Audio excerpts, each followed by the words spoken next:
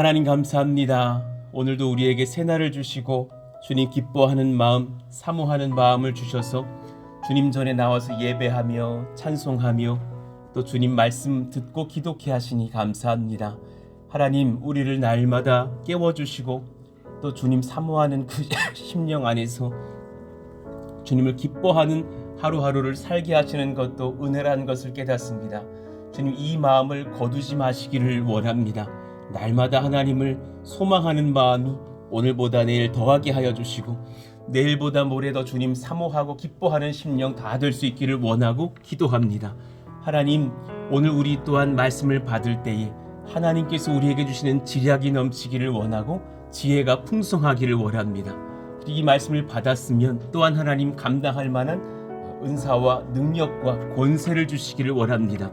죄를 이겨야겠구나 결단하였으면 성령께서 임하셔서 죄를 이길 수 있는 능력을 허락하시기를 원합니다.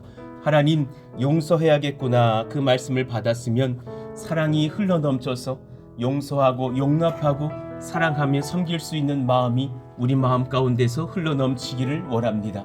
의지를 다해서 공부해야겠구나, 애써서 수고해야겠구나, 헌신해야겠구나 그 마음을 주셨으면 감당할 만한 은사와 능력을 더하셔서 집중력과 권세를 더하셔서 그 하루의 일들을 잘 감당하고 마무리할 수 있는 능력 또한 주시기를 원하고 기도합니다.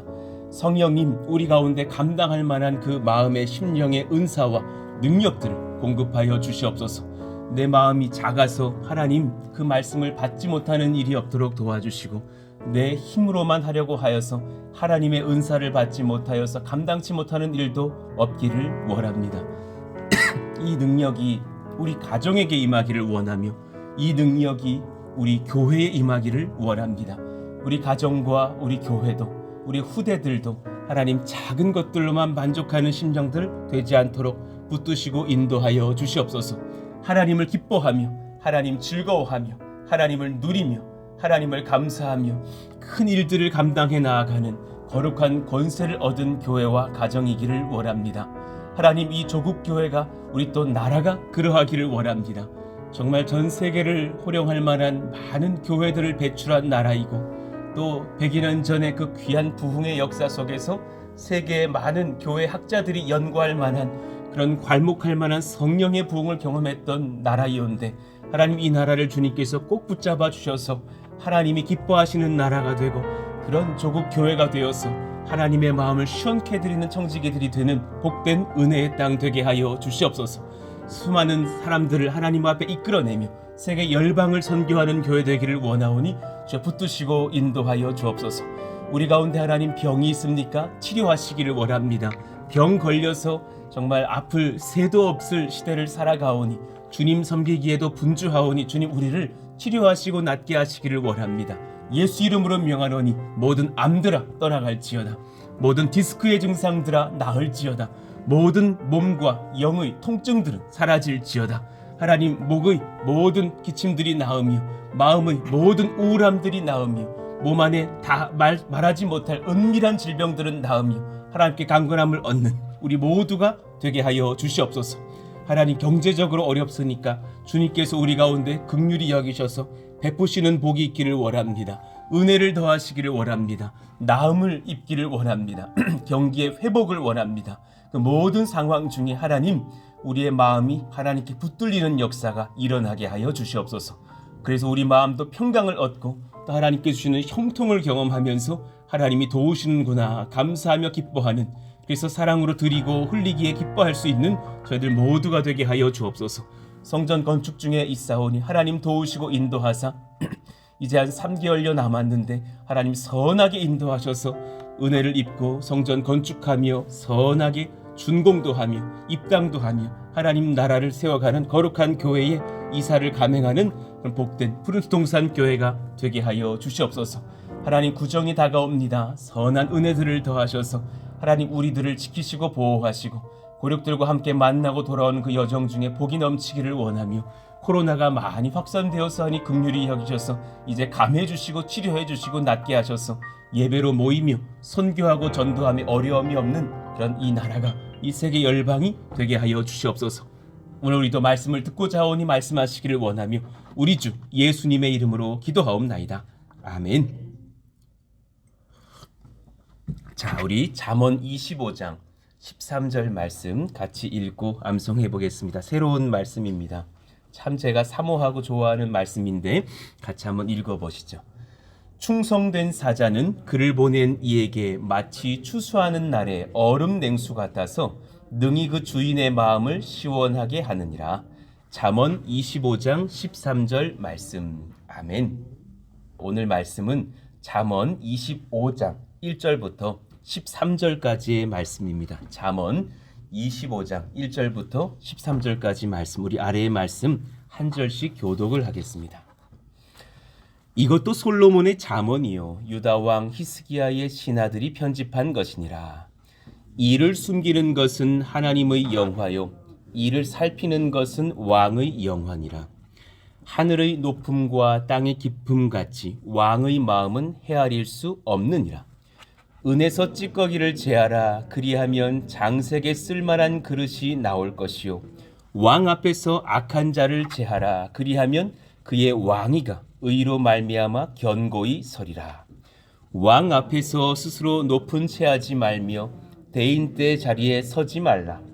이는 사람이 내게 이리로 올라오라고 말하는 것이 내 눈에 보이는 귀인 앞에서 저리로 내려가라고 말하는 것보다 나음이니라. 너는 서둘러 나가서 다투지 말라. 마침내 내가 이웃에게서 욕을 보게 될 때에 내가 어찌할 줄을 알지 못할까 두려우니라. 너는 이웃과 다투거든 변론만 하고 남의 은밀한 일은 누설하지 말라. 듣는 자가 너를 꾸짖을 터이요 또 내게 대한 악평이 내게서 떠나지 아니할까 두려우니라. 경우에 합당한 말은 아로새긴 은쟁반의 금사관이라. 슬기로운 자의 책망은 청정하는 귀의 금고리와 정금 장식이니라. 같이요. 충성된 사자는 그를 보낸 이에게 마치 추수하는 날의 얼음 냉수 같아서 능히 그 주인의 마음을 시원하게 하느니라. 아멘. 하나님의 역사를 성령의 지혜로 헤아리는 왕같은 제사장이 됩시다 라는 제목으로 말씀을 전하겠습니다. 하나님의 역사가 있죠. 그 역사를 누군가는 분별하고 누군가는 알지 못합니다. 성령의 지혜를 얻은 백성들은 그것을 헤아리면서 왕같은 제사장의 역할들을 감당할 것입니다. 오늘 이 귀한 말씀을 한 이틀에 걸쳐서 나누어 보려고 합니다. 지금 1절에 보니까 이렇게 적혀 있어요. 이것도 솔로몬의 잠언이요. 근데 거기서 끝나는 것이 아니라 유다 왕 히스기야의 신하들이 편집한 것이니라 그랬어요. 편집이 있는 그 부분이 아래 제가 적어놨는데 잠언 25장부터 29장까지에 연결되어 있는 말씀들입니다. 그 부분들은 이제 편집이 되어 있어서 아마 솔로몬의 시대에 기록이 되었으나 또 후대에 히스기야 왕의 명을 따라서 그의 신하들이 그 내용을 좀 더 체계적으로 주제 중심적으로 재편집하였을 것입니다. 저도 잠언을 설교할 때 이렇게 기도하게 되는 것이 뭐냐면 각 절마다 막 주제가 달라지는 경향이 많이 있으니까 하나님 오늘 말씀을 우리가 또 받게 될 때 선한 그 중심의 주제를 잡아주시기를 원합니다. 기도하면서 말씀을 준비했거든요. 그것을 아예 이제 의도하여서 편집을 했던 것으로 보여집니다. 그러니까 제가 예를 좀 적어놨는데 앞쪽보다 이 뒤쪽 잠언 25장 이후가 주제 중심적으로 재편집되었다라고 느껴지는 그런 변화가 느껴집니다. 예를 들어서 25장 1에서 16절은 왕과 그 신하에 대한 교훈들, 그 이유는 이제 그 이웃들 중에서는 악인도 있고 의인도 있을 텐데 그 이웃을 내가 어떻게 대해야겠는가, 이런 주제들이 담겨 있어요. 또 26장에 보면 게으른 자에 대한 말씀들을 싹 모아놓았어요. 그래서 게으른 자는 어떻게 되는가, 내가 이 말씀을 받으면서 나는 게으르지 말아야겠구나. 또 그 이후에 17절 이후를 보면 사람에게서 여러 악의 마음들이 드러날 수 있을 때 너는 그것을 잘 분별하고 너의 마음이 또한 악에 기울어지지 않게 하라. 이렇게 지금 몇 가지 적어놓은 것처럼 주제가 이렇게 모여져 있는 것을 봅니다. 자, 오늘은 이제 2절에 대하여서 말씀을 좀 풀어볼 텐데 굉장히 중요한 말씀이 적혀 있어요. 자, 2절, 이를 숨기는 것은 하나님의 영화요, 이를 살피는 것은 왕의 영화니라 그랬습니다. 이 짧은 문장이 사실은 잠언을 관통하는 주제이기도 합니다. 그리고 이 말씀들을 그 나라 히브리어로 한번 표현해 본다면 이렇습니다. 일은 다바르라고 합니다. 어떤 권세자의 말, 어떤 그 사람이 행할 일, 그 존재가 일으켰던 사건, 그런 일들을 말하죠. 숨기다라는 것은 사타르라고 합니다. 그래서 숨기는 것, 감추는 것. 하나님은 엘로힘이라고 적혀 있습니다. 그리고 그 하나님의 영화, 그 영광이란 뜻이죠. 카보드라고 합니다. 그리고 이를 살피다라는 단어는 하카르입니다. 그래서 그 일이 어떤 일인지 조사해 보는 것, 찾아서 밝혀내는 것, 그런 것을 의미하죠. 그리고 왕은 멜렉이라고 합니다. 왜 그 구약 성경에 아비멜렉, 그거 이제 왕에 대한 호칭이거든요. 그리고 동일한 카보드가 적혀 있죠. 중의적 해석이 가능한 그런 말씀입니다. 언어 유의적인 표현이죠. 제가 아래다가 이제 그 언어 유의가 뭔지를 적어놓은 걸 한번 보시면 이해가 될 거예요. 다바르를 사타르 하는 것은 엘로힘의 카보드요. 그 아래 적어놨어요. 다바르를 하카르 하는 것은 멜레크의 카보드니라. 그러니까 이 비유를 통해서 이제 하시고자 하는 그 말씀이 있는 것이죠. 자, 한번 연구해 봅시다. 오늘은 이 한 절을 중심으로 여러 가지를 살펴보려고 하는 것이죠. 자, 세 가지 해석이 가능한데요. 첫 번째, 하나님을 왕으로서 표현하신 말씀으로 받을 수 있는 지점이 있어요. 그럼 여기서 지금 하나님에 대한 표현과 왕에 대한 표현을 같이 놓고 본다면, 하나님으로서 놓고 본다면 해석이 또한 은혜 가운데 펼쳐지죠. 하나님은 사람의 지혜로는 천하만상의 사건과 그 의미를 다 알지 못하게 하셨어요. 그죠?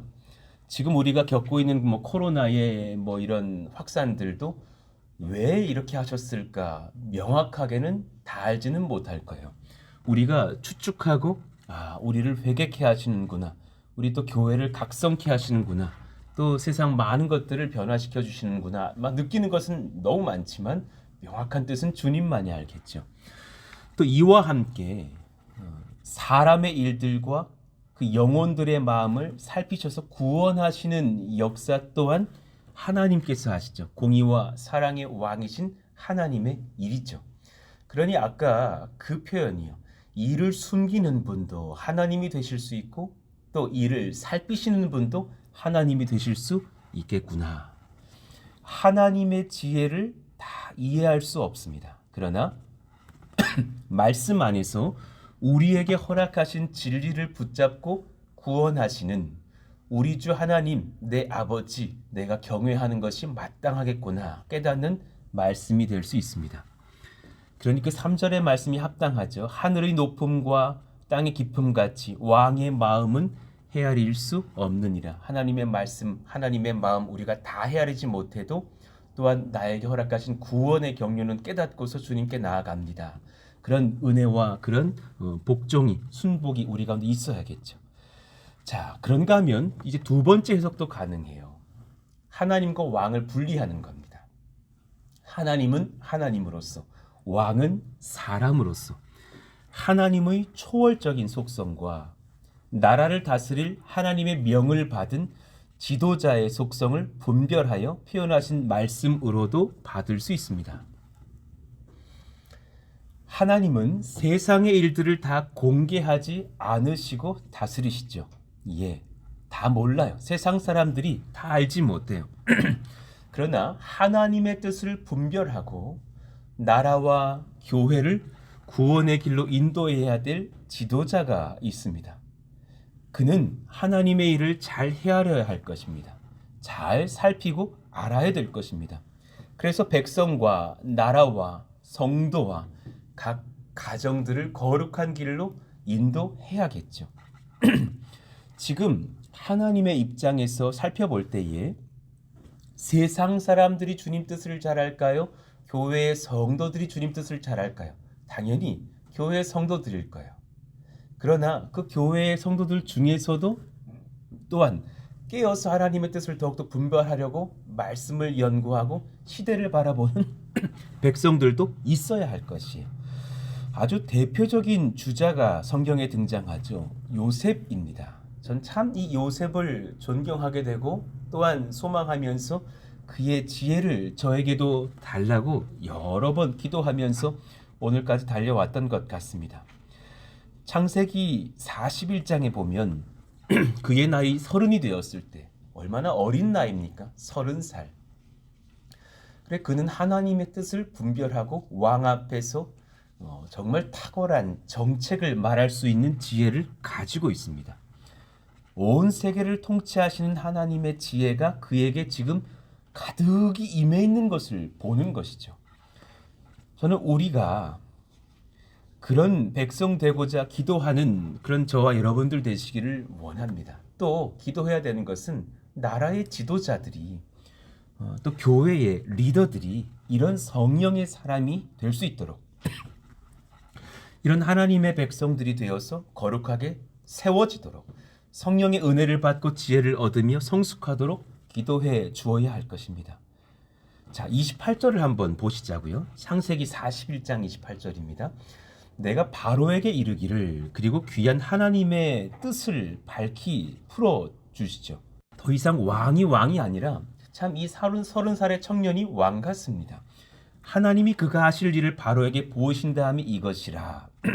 온 애굽 땅에 7해 큰 풍년이 있겠고 후에 7해 흉년이 들므로 애굽 땅에 있던 풍년을 다 잊어버리게 되고 이 땅이 그 기근으로 망하리니 후에 든 그 흉년이 너무 심함으로 이전 풍년을 이 땅에서 기억하지 못하게 되리이다.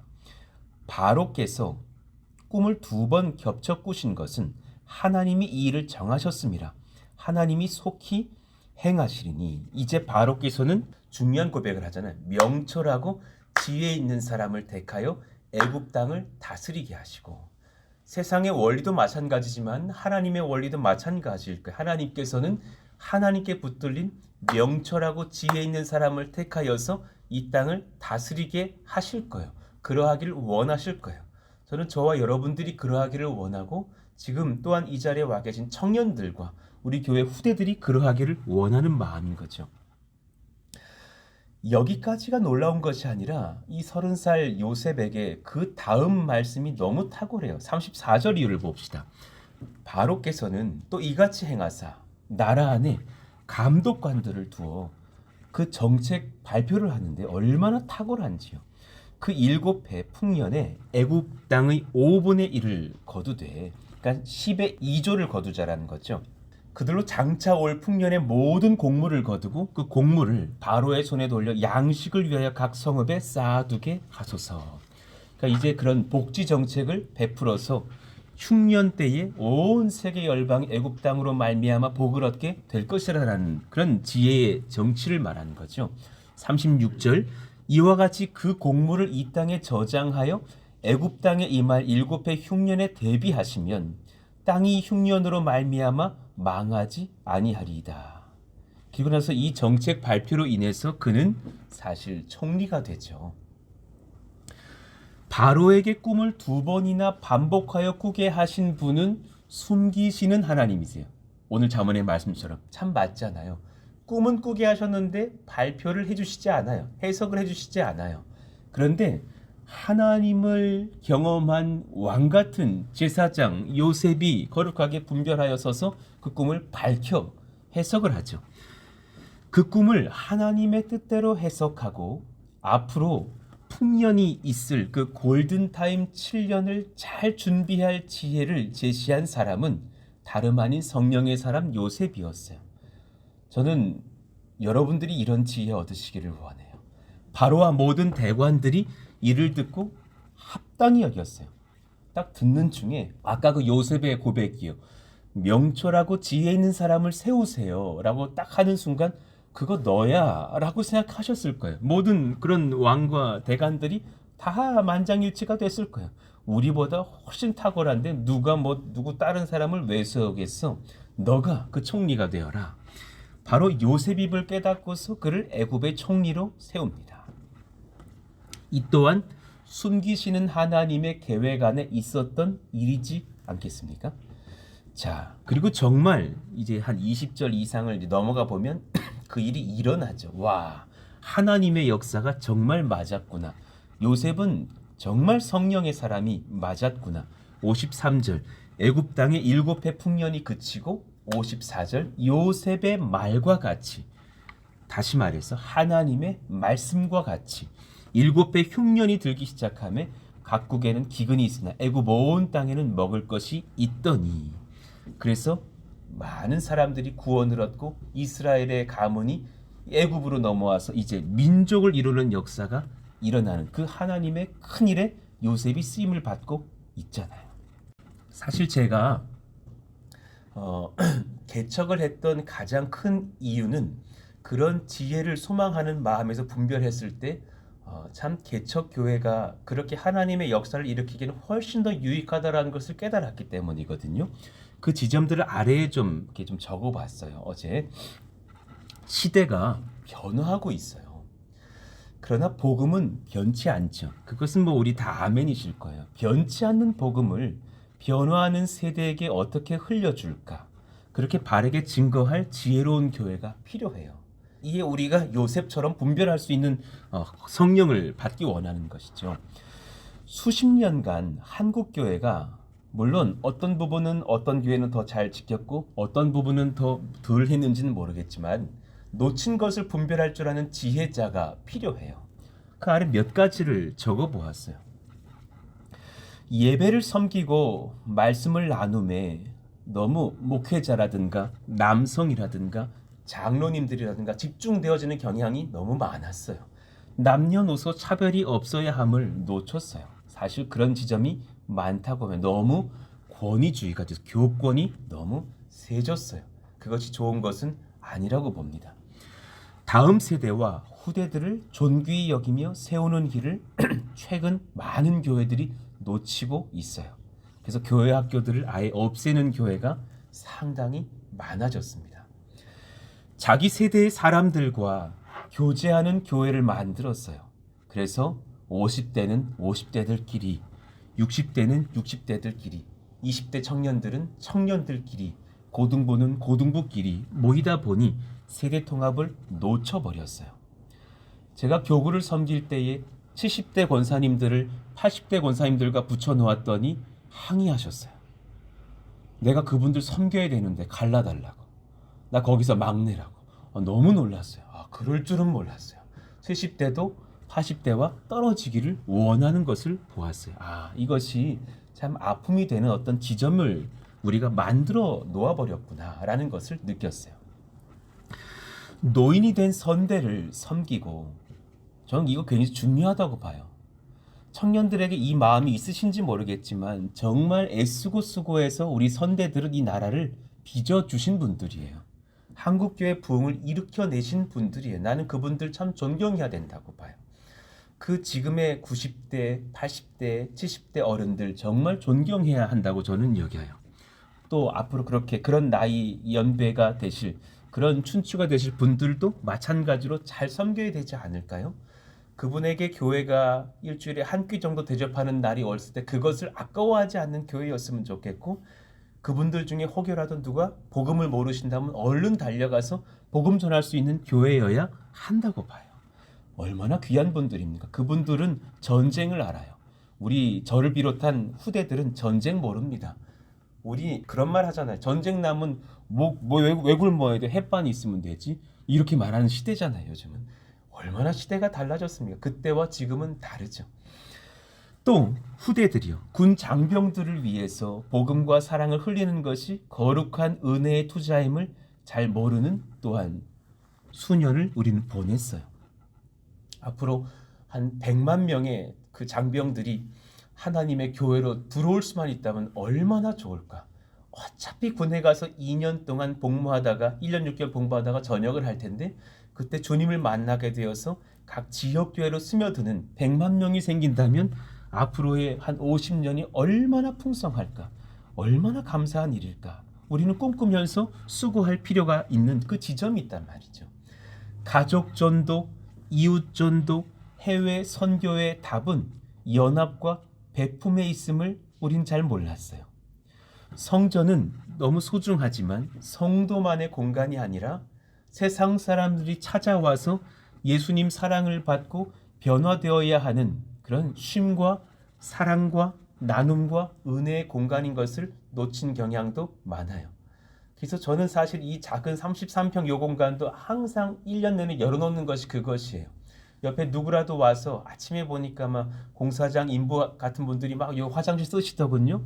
저를 만나서 되게 미안해하는 거예요. 그러지 마시라고, 편안하게 쓰시라고. 뭐 부족한 거 있으면 저희들이 뭐 휴지도 다 내드릴 테니까 쓰시라고 그랬어야 그런 교회여야 되지 않을까 생각해요. 자, 그러면서 이 B번이요. 함께 앞으로 얼마 남지 않은 골든타임을 우린 봐야 돼요.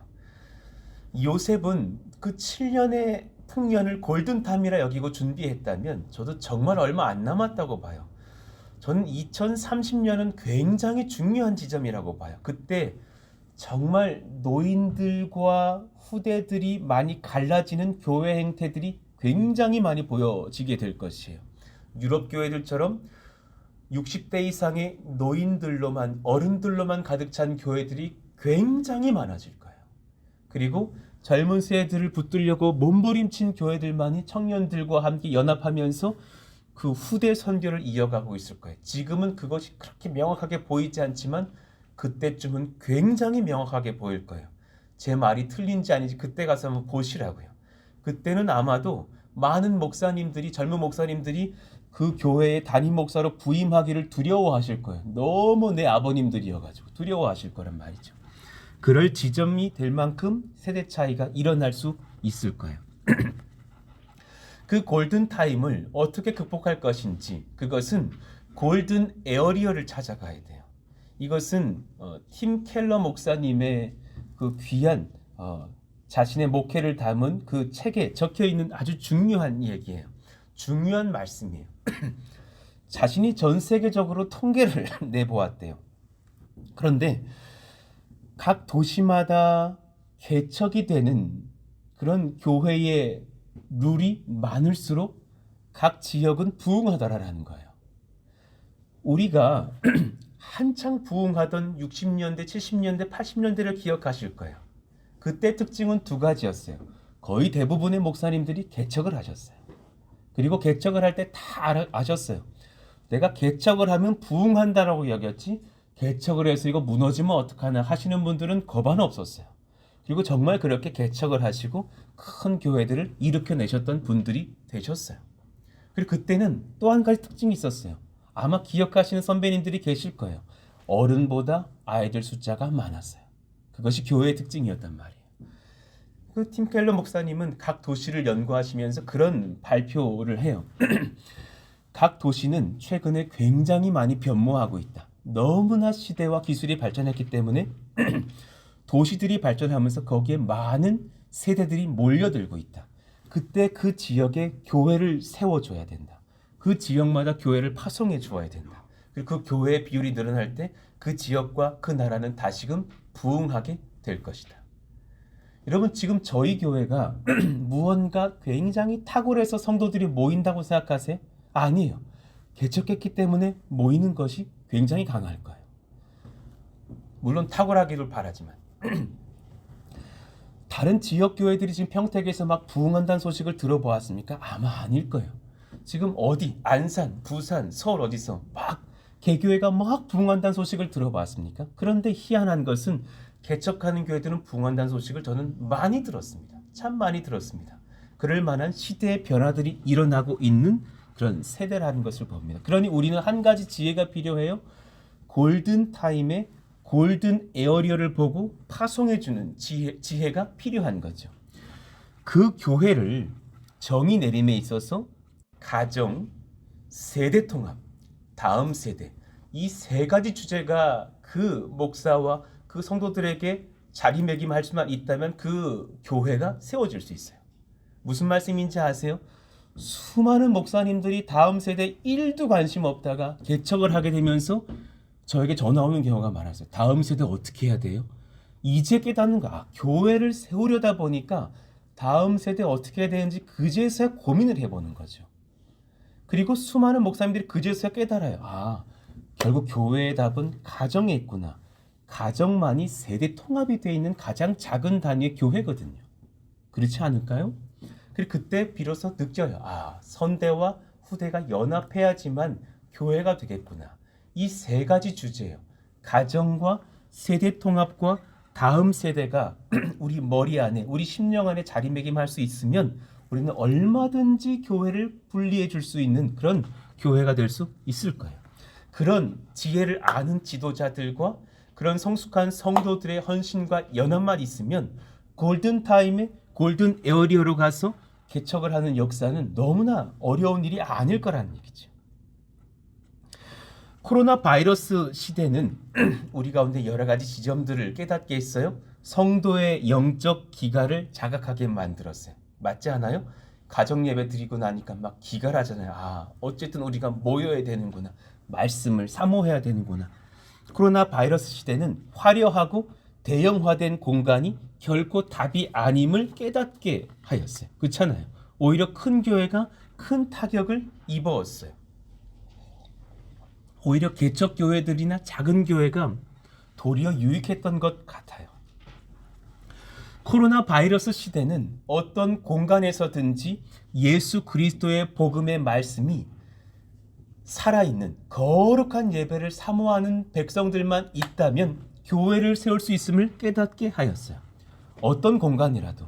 저는 제가 이 교회를 임대하면서도 제가 염려했거든요. 나래도 이 건물 안 올 것 같은데 겉에서 보면 너무 이단스럽다. 현수막 하나 펄럭펄럭거리고 있고 내가 봐도 내가 목사고 내가 현수막을 달았는데도요 너무 이단스러운 거예요. 이거 올까? 오시던데요. 하나님의 백성들이 몰려오시던데요. 그러니 공간이 중요한 것보다도 복음의 말씀만 있고 예배를 사모하는 백성들만 있으면 전도와 연합이 일어날 수 있다는 것을 코로나 바이러스 시대는 깨닫게 하였어요. 코로나 바이러스 시대는 가족 전도가 가정 안에서 일어날 수 있는 길을 고민하게 하였어요. 왜냐하면 집에서 영상 예배를 드리다 보니까 그냥 예배라면 다 피해버리던 그 내 남편이 같이 예배를 이렇게 듣고 있게 되거든요. 슬쩍 해보셨죠? 그 아들 전도하려고 가정에서 예배 드리면서 아들 방 문 슬쩍 열어놓고서 영상 세게 틀어놔 보셨잖아요. 그 전도가 일어나는 변화가 있었어요. 또 교회의 작은 공간 안에서도 세계 선교도 가능했어요. 저희는 지난 몇 개월 동안 문을 닫고서 영상을 송출하기도 했죠. 그리고 나서 그 작은, 심지어 여기도 아니라 2층에서도 예배를 송출한 적도 있었어요. 그런데 미국의 성도가 은혜를 받았다고 연락이 오고 유럽에 계신 어떤 청년이 은혜 받았다고 연락이 오는 것을 경험한단 말이죠. 작은 공간 안에서도 세계 선교가 가능할 수 있음도 깨닫게 했어요. 코로나 바이러스 시대는 그러니 정리해보건대 건강하고 바른 주님의 교회를 많은 성도들이 찾고 있는 영적 기갈의 시대임을 공포하는 때임을 깨달았어요. 많은 백성들이 사실은 이 기회에 목사님들이 낸 통계가 있는데요. 교회를 옮기는 시점으로 여긴대요. 슬쩍 안 가도 되니까 이제는 편하게 좀 내가 원하는 말씀이 살아있는 교회로 옮기려고 하는 지점이 됐더라라는 거예요. 이런 변화 속에서 우리가 어떻게 시대를 봐야 될까 잘 고민해 보실 필요가 있지 않을까요? 그러니 오늘 말씀을 여기까지 나누면서 한번 정리해 보시죠. 그 4절 5절 말씀을 한번 볼까요? 은에서 찌꺼기를 제하라.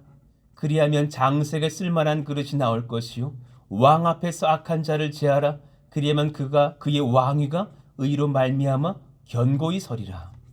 그럼 오늘 이 2대지는 저와 여러분들이 그 왕 같은 제사장 되어야 할 그런 사람들인데 우리에게서 찌꺼기들이 제해지는 분별의 영이 싹 살아나시기를 원해요. 오늘 이 말씀을 한번 다시금 들어보시고 또 문서도 보시면서 한번 기도해 보시라고요. 정말 이 시대를 내가 어떻게 분별하고 어떻게 가정에서 교회에서 주님을 영화롭게 예배하고 선교해야 할까? 굉장히 중요한 것들이 필요할 것입니다. 같이 한번 이 시간 기도하실까요? 나머지 말씀들은 내일 증거해 드릴게요. 하나님, 정말 하나님 앞에서 하나님이 숨기시는 것을 왕은 밝혀낸다고 하였는데, 그것이 또한 하나님의 역사이기도 하지만 왕 같은 제사장들인 우리의 역사가 되기도 원합니다. 하나님, 정말 주님, 우리가 이 시대에 골든 타임에 골든 에어리어에서 정말 주님의 뜻을 분별하면서 하나님의 나라를 세워갈 수 있는 거룩한 왕들이 다 되기를 원한다고, 거룩한 왕 같은 제사장들 되기를 원한다고 기도하시기를 원합니다. 그런 지혜와 분별력을 얻고서는 저희들 다 되게 하여 주시고 복된 청년들 되기를 원한다고요. 그런 은혜 속에서 또한 우리 하나님 붙드셔서 성전 건축도 잘 진행되고, 우리의 또 이제 봄에 진행할 그런 모든 선교와 전도의 예정들도 하나님 복 주시기를 원한다고 기도하시기를 원합니다. 오늘 말씀 기억하시면서 주여 부르짖고 기도합니다. 주여! 하나님 감사합니다. 하나님, 그 은혜가 우리 가운데 일어나기를 원하며 그 분별의 영이 우리 가운데 임하기를 원합니다. 예, 그렇습니다. 얼마나 많은 지혜와 분별의 영들이 우리 가운데 필요한가요? 수십 년간, 수년간 한국교회와 세계교회가 놓친 것들이 있다라는 것을 분별해 봅니다. 그리고 이 코로나의 시대에 그것들을 하나님께서 오히려 깨닫게 하셔서 지혜로운 요셉 같은 백성들을 통하여서 또한 분별하며 앞으로의 10년, 20년, 30년, 50년, 100년을 준비케 하시는 것을 봅니다. 하나님, 우리 가운데 그 지혜와 능력이 임하기를 원합니다. 이 골든 타임에 하나님, 또 골든 에어리어에 모여서 하나님의 나라를 세워갈 수 있는 거룩한 백성들이 일어날 수 있기를 원하오니 성령님 기름 부으시고 인도해 주시옵소서. 그 시대에 단 한 명 요셉이 있었기 때문에 애굽 땅은 복을 얻었고 이스라엘 땅도 복을 얻었고 세계 만민이 복을 얻어서 그렇게 양식을 얻고 복음을 듣고 하나님의 그 선교가 이루어진 것이 아니겠습니까?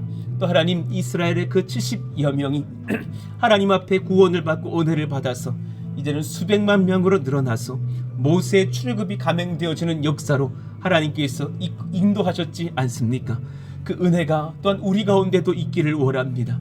하나님, 지금 우리의 이 작은 푸른숲 동산교회를 사용하셔서 하나님, 수많은 백성들이 주님께로 인도받는 역사가 일어나게 하여 주시고, 그런 지혜로운 백성들이 또한 일어나는 조국교회가 되어서 수많은 후대들과 군장병들과 세계 만민들과 하나님의 나라의 권속들을 주님께로 인도하는 거룩한 구원의 방주의 역할을 하는 하나님이 나라와 교회가 되기를 원하오니 기름 부으시고 인도하여 주시옵소서. 왕같은 제사장들이 일어나서 하나님이 숨기시는 분이시라면 그것을 또한 끌어내고 밝혀내고 하나님 앞에 또한 그 많은 백성들에게 하나님의 말씀을 선포하고 증거할 수 있는 교회가 일어날 수 있도록 역사하시기를 원합니다. 저에게도 하나님 지혜를 공급하여 주시고 우리 사랑하시는 권속들에게도 지혜를 공급하셔서 성령 말씀 지혜 능력은 서로 충만한 믿음의 교회, 믿음의 백성들이 불꽃처럼 일어나게 하여 주시옵소서. 하나님, 그 은혜를 바라고 구하오니 역사하시기를 원합니다.